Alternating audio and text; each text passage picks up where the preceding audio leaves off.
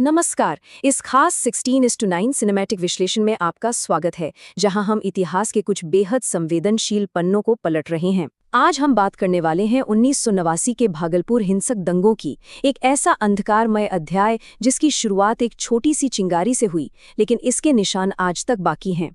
आइए पूरी तरह से निष्पक्ष और तथ्यात्मक तरीके से इस पूरी टाइमलाइन को समझने की कोशिश करते हैं। चलिए सीधे असल मुद्दे पर आते हैं। आपकी स्क्रीन पर जो ये आंकड़ा है 1000 से ज्यादा, ये महज एक नंबर नहीं है। ये उन मौतों का एक बेहद विचलित करने वाला अनुमान है जो इन दंगों के दौरान हुई, और डेटा के मुताबिक मारे गए लोगों में से करीब 900 पीड़ित मुस्लिम समुदाय के थे। आप अंदाजा लगा सकते हैं कि स्वतंत्र भारत में हिंदू मुस्लिम हिंसा की ये कितनी खौफनाक घटना रही होगी। अब बात सिर्फ मौतों पर ही खत्म नहीं होती। जरा इस 50,000 के आंकड़े को देखिए।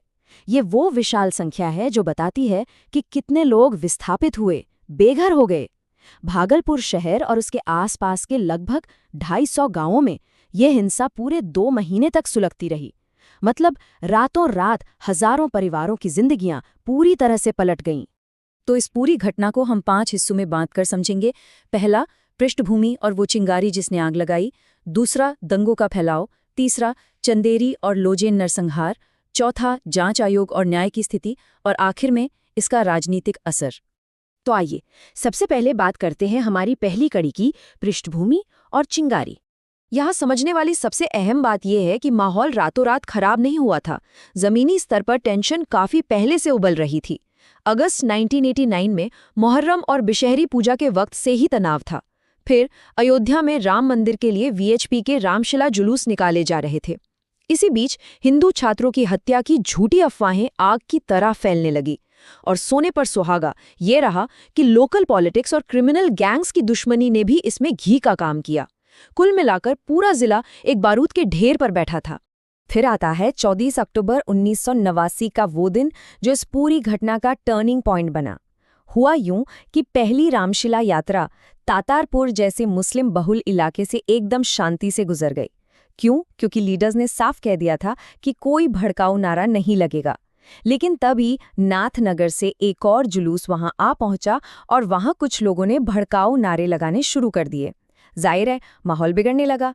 इसे देखते हुए जिला मजिस्ट्रेट अरुण झा ने इस जुलूस को वहीं रोक दिया, जिससे एक भारी गतिरोध यानी स्टैंड ऑफ पैदा हो गया। अब देखिए आगे क्या होता है। प्रशासन और स्थानीय लोगों के बीच बातचीत चल ही रही थी कि अचानक पास के एक मुस्लिम हाई स्कूल के अंदर से जुलूस पर देशी बम फेंके गए। इस हमले में 11 पुलिस वालों को मामूली चोटें आईं। जवाब में भीड़ को हटाने के लिए पुलिस ने फायरिंग कर दी, जिसमें 2 लोगों की मौत हो गई। और ऐतिहासिक रूप से स्कूल से बम फेंके जाने की इसी घटना को उन भीषण दंगों की शुरुआती चिंगारी माना जाता है। अब बढ़ते हैं दूसरे हिस्से की तरफ, दंगों का फैलाव। चलिए देखते हैं कि ये सब कितनी तेजी से आगे बढ़ा। जिस स्पीड से ये दंगा फैला वो सच में खौफनाक था।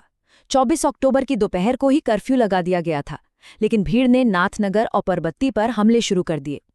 अगले ही दिन जरा सोचिए, करीब 8000 लोगों की एक विशाल भीड़ ने मदनीनगर बस्ती को लूटकर पूरी तरह तबाह कर दिया। हालात इतने बेकाबू हो गए कि 26 अक्टूबर को परंदरपुर में बड़े पैमाने पर हिंसा होने के बाद राज्य सरकार को मजबूरन सेना बुलानी पड़ी। लेकिन इस घोर अंधकार में इंसानियत की कुछ झलकियां भी देखने को मिली। नया बाजार की जमुना कोठी में स्थानीय हिंदुओं ने 44 मुस्लिमों को पनाह दी थी। पर दुख की बात यह है कि एक हथियारों से लैस भीड़ वहां घुस आई और 18 लोगों की बेरहमी से जान ले ली। हालांकि इस खौफनाक मंजर के बीच भी कई हिंदू पड़ोसियों ने अपनी जान पर खेलकर बाकी लोगों को बचा लिया। ये वाकया दंगे की क्रूरता और सांप्रदायिक सौहार्द दोनों को एक साथ हमारे सामने रखता है। अब आते हैं हमारे तीसरे और सबसे दर्दनाक हिस्से पर, चंदेरी और लोगेन नरसंहार। सबसे पहले बात चंदेरी गांव की करते हैं। यहाँ 27 अक्टूबर की रात को मेजर जीपीएस विर्क ने एक घर में छिपे 125 मुस्लिमों को पुलिस प्रोटेक्शन दी थी। उन्होंने भरोसा दिलाया था कि वो अगली सुबह उन्हें सुरक्षित निकाल लेंगे।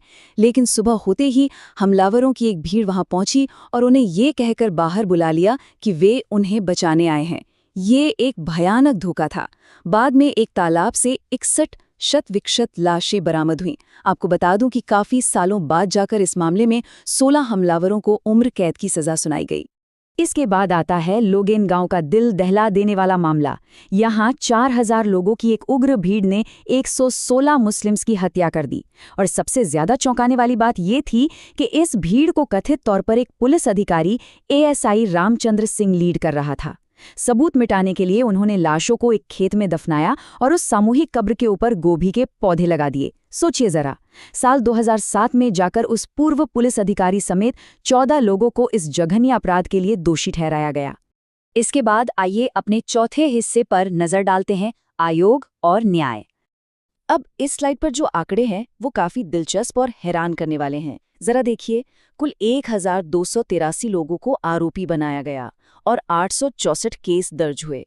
लेकिन ट्विस्ट ये है कि इनमें से 535 मामले महज सबूतों के अभाव में बंद कर दिए गए। ये साफ तौर पर दिखाता है कि सिस्टम में कितनी बड़ी कमियां थीं। इतने बड़े पैमाने पर हिंसा होने के बावजूद अदालतों में दोष साबित कर पाना कितना मुश्किल काम था। खैर, जवाबदेही तय करने के लिए जांच आयोग भी बैठाए गए। एनएन सिंह जांच आयोग ने सालों बाद 2015 में अपनी फाइनल रिपोर्ट सौंपी। इस रिपोर्ट में बिल्कुल साफ शब्दों में तत्कालीन कांग्रेस सरकार, लोकल प्रशासन और पुलिस, खासकर तत्कालीन पुलिस अधीक्षक केएस द्विवेदी की घोर लापरवाही को सीधे तौर पर जिम्मेदार ठहराया गया। ये वो लोग थे जो इस भारी रक्तपात को रोकने में पूरी तरह नाकाम साबित हुए थे। और अब हम आते हैं इस विश्लेषण के आखिरी हिस्से पर, राजनीतिक परिणाम।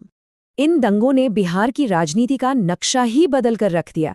1989 से पहले मुस्लिम समुदाय को पारंपरिक तौर पर कांग्रेस पार्टी का एक बहुत ही मजबूत वोट बैंक माना जाता था। लेकिन दंगों के बाद सब बदल गया।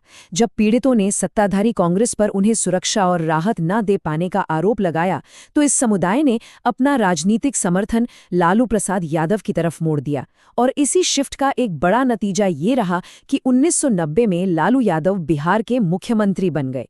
उस वक्त सत्ता के गलियारों में कैसी हलचल थी, इसे आप पूर्व मुख्यमंत्री सत्येंद्र नारायण सिन्हा के इस बयान से समझ सकते हैं। उन्होंने खुद अपनी आत्मकथा में लिखा कि कांग्रेस के ही कुछ नेताओं ने इस आग को भड़काया। उन्होंने तत्कालीन प्रधानमंत्री राजीव गांधी पर भी ये आरोप लगाया कि उन्होंने बिना सलाह लिए पुलिस अधीक्षक का तबादला रोक दिया था, जिससे उनके मुताबिक हालात सुधारने की कोशिशों को गहरा झटका लगा था।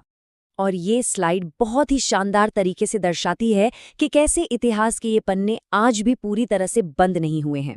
1989 का ऐतिहासिक सच ये है कि लॉन्गिन नरसंहार के 116 पीड़ितों को गोभी के खेतों में दफनाया गया था। पर अगर आप 2025 में देखें तो राजनेताओं और सोशल मीडिया यूजर्स द्वारा उसी गोभी की तस्वीरों का इस्तेमाल एक राजनीतिक हथियार के तौर पर किया जा रहा है, ताकि उस नरसंहार का मजाक उड़ाया जा सके या उसे अपने संदर्भ में इस्तेमाल किया जा सके। इसके कुछ बहुत ही स्पष्ट उदाहरण हमें देखने को मिले हैं। मार्च 2025 में नागपुर हिंसा के बीच दक्षिणपंथी सोशल मीडिया हैंडल्स ने गोभी की तस्वीरें शेयर कीं।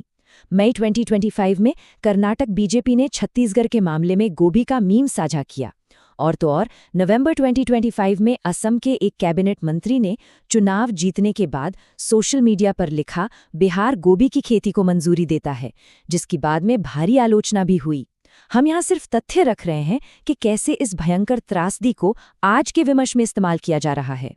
तो इस पूरी चर्चा के अंत में ये आखिरी स्लाइड हमारे सामने एक बहुत ही गहरा सवाल छोड़ जाती है। कोई भी समाज आखिर कैसे आगे बढ़ सकता है, कैसे उन घावों को भर सकता है, जब ऐतिहासिक हिंसा के उन दर्दनाक निशानों का इस्तेमाल आज भी आधुनिक राजनीति में एक हथियार की तरह हो रहा हो। ये एक ऐसा सवाल है जो भागलपुर दंगों की उस अनसुलझी विरासत को उजागर करता है, जिस पर हम सबको सोचने की जरूरत है। इस विश्लेषण में हमारे साथ जुड़ने के लिए आपका बहुत बहुत धन्यवाद।